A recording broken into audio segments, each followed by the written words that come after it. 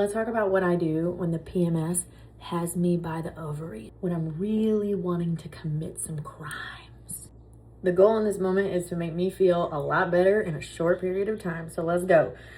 So the first thing that I tend to lean towards are things that are phytoestrogenic, because one of the things that happens in PMS is that we see a big decline in estrogen. And so phytoestrogens don't act exactly like estrogens. It'll sort of bolster your system and help to bind some of those estrogen binding sites with those phytoestrogens. And it helps create a little bit of downstream effect like estrogen that sort of takes the edge off.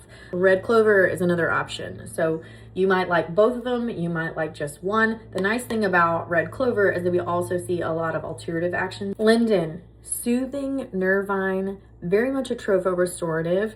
Linden is very cooling and calming and sort of helps that like hot-headedness.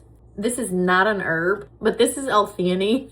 I'm just gonna throw that in there for good measure. Next on the list, blue vervain, Verbena hastata, or Verbena brasiliensis. This is brasiliensis.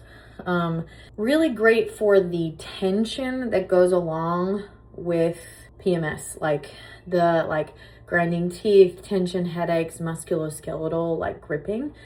This is really great for that. You can also do kava. So that gripping kind of comes with that irritation where you're like irritable and you're just more clenched. So kava's great. And here we have mimosa, the happy tree. Who doesn't want to feel happier when they're wanting to commit crimes?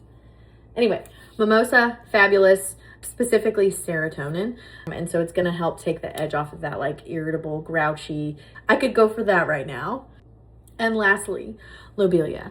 But it is a sad day in this household because I am out of lobelia, but lobelia is amazing for the musculoskeletal tension, the irritation, and I read a research article the other day that I found through Dr. Laura Gouge yesterday, and it was a 2022 study that found that Pepcid or famotidine, so if my PMDD girlies are here, one of the reasons that Pepcid is working for hormonal dysfunction is that Pepcid activates the vagus nerve's anti-inflammatory pathways through something called alpha-7 nicotinic acetylcholine receptor.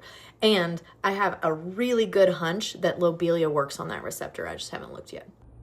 Okay, so we have linden, red clover, hops, kava, and then we have tinctures of mimosa and blue vervain and a little sprinkle of L-theanine, and we'll see how I feel.